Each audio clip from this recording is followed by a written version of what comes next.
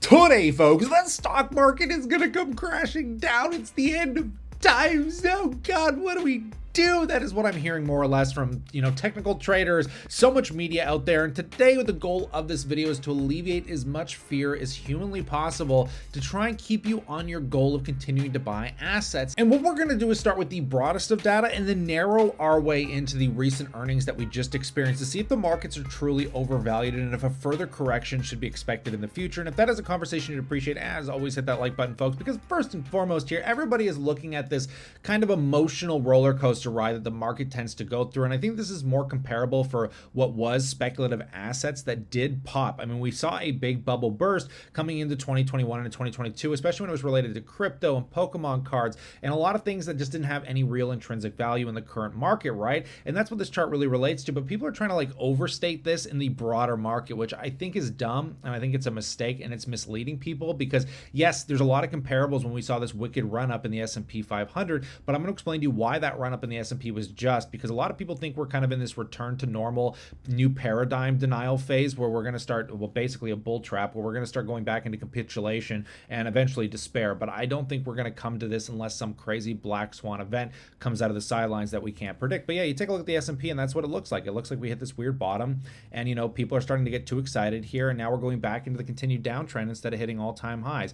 But I don't think, again, this is a comparable chart to something like this, and let me explain to you why. With first and foremost, starting from the broad view, unfortunately, there's been too much inflation in the market. And to understand what inflation is, you have to take a look at currency in circulation because basically for every new dollar they print, that's more dollars chasing assets. It's more money that's circulating that's going to be going into real estate, the stock market, and Pokemon cards, and etc., right? And if you take a look at the money in circulation coming out of the 2008 financial crisis through quantitative easing, I mean, there was so much money being printed. It's crazy because the stock market really almost follows this line, right? And then comes 2020, the pandemic, and the government was so scared because the economy was locking out, GDP was falling off a cliff. They didn't know what to do. So what has worked in the past? Well, let's just print ungodly amounts of money, unlike anybody could have ever imagined, even during the 2008 financial crisis. And oh my God, hey, guess what? The economy is going to return to normal. No, inflation is only going to be transitory. It's not going to be out of control, but we were wrong. It actually turns out that the more money you print causes inflation. And though they've raised interest rates, inflation cooling off doesn't mean prices coming down. It just means prices stop going up to a dramatic extent, which means we're in a new world of this is what normality is going to be looking like. And no, real estate isn't going to crash. And no, the stock market and asset values aren't going to come plummeting into the ground because there's no reason for it. And there's too much dollars out there chasing those assets. Now, what's going on right now with a lot of this money as it's just sitting on the sidelines. A lot of people are taking this new interest rate environment to say, hey, I don't know what's going on tomorrow. I'm so scared. I'm going to put all this money in cash and collect interest on it in money market funds. And there's a record almost $6 trillion sitting on the sidelines right now. And to put it in perspective, the entire value of the US stock market, I think, is around $46 trillion. And I'm somebody who believes that there's a huge percentage of this capital that's going to start working its way back into the markets when they start cutting interest rates, because it's great to make 5 to 6%. But as soon as you can't make that and they start dropping rates, maybe to even around 3 or 4%, that there's going to be more money to be made in the stock market. And that's when we're going to start seeing some more allocation shifting in a new bull market. But the question you got to ask yourself about interest rates is, do you believe that if interest rates sustain here long enough that the market is going to have a back-breaking moment like it has in other periods? Because honestly, that's not what I'm seeing. Obviously, the jobs market is still incredibly strong. Companies' earnings are starting to come back, at which we're going to take a look at. And obviously, if you can't afford your mortgage, people are putting their homes up for sale. There's people there to buy it. We're not seeing massive corrections in real estate prices. In fact, on a month-over-month basis, as we just talked about here in Canada, the Toronto specifically, the real estate prices actually are starting to go back up. And it's really kind of counterintuitive to think that's what's happening. So what would happen if all of a sudden inflation cools off and in the next 6 to 12 months they start cutting rates again and we go back to a nominal, say somewhere between 2 and 4%? What does that say for asset values? What does that say for the stock market and companies' earnings and, again, real estate prices? So that's kind of where my thinking's at. I really think we're heading for a soft landing and why people are over dramatizing the value of the S&P 500. And talking about the value and earnings of the S&P, we have to take a look at revenue. Revenue is the end-all, be-all defining factor to consumer spending. And when we take a look at some of these top mega cap companies that reflect on consumer spending, Apple, you really don't have to look any farther to see that, yeah, there's a cooling effect going on in consumer spending because their revenue for the last quarter was down about 1%, the quarter prior about 0.72%, and they've been hovering, seeing a very slow decline in revenue. They've been great at managing the earnings, but revenue has been flatlining more or less. So this is a sign that if Apple starts turning around in revenue growth, that perhaps we maybe seen a bottom in consumer spending. But again, that depends on what company you're looking at, because Microsoft, with a lot of their cloud business, has actually been seeing an extension in revenue growth, actually exploding revenue growth, as they actually saw like some wicked return to 13%.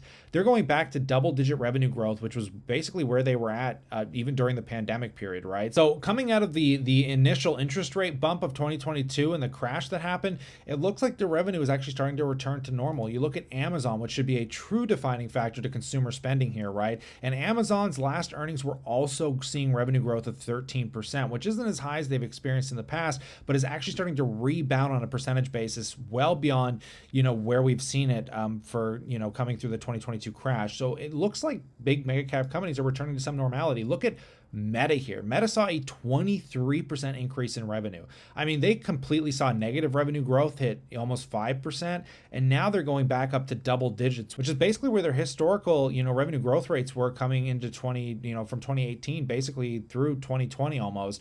So it looks like Meta's back to somewhat of a normality. You look at something like Google, they just posted 11% revenue growth, which is the highest quarter since the crash. So it looks like Google's returning to a normal. And should I even mention NVIDIA? We haven't seen NVIDIA's earnings yet, but absolutely explosive here. So the reason I really want to point out these double-digit revenue growth rates is because if the market is overvalued, it can really only be overvalued if the economy is not growing, or at least if the stocks aren't growing. And it really looks like these companies are returning to somewhat of their normal double-digit growth rates. Not as extended as they were, but they're heading on that path. And if they continue, the market could see justified valuations here, in my opinion. Now, obviously, we're going to see some continued headwinds in certain aspects of the market. So let's kind of break the market down based on different sectors just to see how they're performing. And we'll talk about some of the headwinds some of these sectors are facing. First and foremost, the Vanguard Consumer Discretionary Index. This is things people just, freely spend their money on for fun. And this is an index that's obviously going to be hit the hardest because people just aren't going to be wasting money on dumb things, when they're spending a lot more money on their mortgages and their credit cards and their line of credit. So this is down 24%. If we take a look at the top holdings in this ETF, it shouldn't come as a surprise that these are going to be companies that probably aren't hitting all-time highs right now. And obviously we got things like Amazon and Tesla and Home Depot. No surprise, people have obviously slowed down on, real estate spend for fix and flips. McDonald's, Lowe's, Nike. Obviously, I'd have to take a look at Nike's earnings, but I wouldn't be surprised if there's slowdowns there. So let's just take a look. So we also have the Vanguard Information Technology ETF, and as no surprise, because these big tech companies we're looking at have the littlest amount of debt, that they're performing the best. So basically all the stocks we pretty much looked at from the tech standpoint are in here. So this is why the tech and information sector is so cushioned against the interest rate environment. They just don't have the debt to deal with interest rates. It's not hindering their earnings. It was consumer spending that was hindering their earnings, and consumer spending seems to be coming back for them. Now we have the healthcare ETF, which is surprisingly doing pretty well with how bad Pfizer and some of these big healthcare companies have fallen off. But we all know good, bad times, doesn't matter.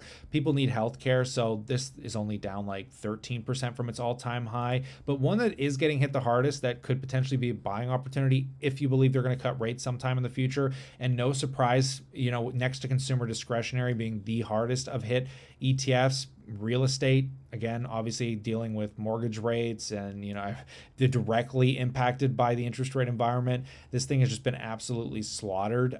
So it's really no surprise here that this is one of those sectors. And I think another sector that could get hit pretty hard is going to be oil. Oil is crashing miserably right now. I mean, we've just seen Berkshire Hathaway, Warren Buffett, they've been selling off some of their Chevron shares on their last earnings. And oil, if it keeps going at this rate, we're going to see some suppressed prices, which could hinder a lot of the Canadian markets, as Canada is largely exposed to a lot of oil-based companies. And yeah, that's kind of what we're seeing across the board here. And honestly, as mentioned, if you do believe tech companies are overvalued, and that's driven up a lot of the valuation in the S&P 500, and you think that those valuations are going to come down, well, if they start cutting interest rates and these suppressed companies trading at much more favorable values, which most of the S&P 500 is, and those values start going up because they're not paying as much to interest, that could cushion any blow from an overvalued tech market. But I don't think tech is that overvalued. I think tech is starting to prove their valuations, and the market continues to deserve a higher premium. I think that's going to continue, and I honestly think this isn't part of this bubbly thing that people keep talking about. I really think this is something that you need to continue to buy into through the good and bad times, and this is potentially the peak of the bad times. I don't think we're going to go back down to prices we saw at the bottom of 2022, and that's why I continue to buy stocks. And I hope you don't stop your program because of nitwitty clowns on the internet trying to technically explain to you why the market's overvalued and why you should be buying gold and all this other crap as they try and show you some idea that, real estate's going to crash. Don't buy real estate. Like, at the end of the day, just always be buying, and that'll be the message I'll always continue to share on this channel. But I'd love to know what you think in that comment section below.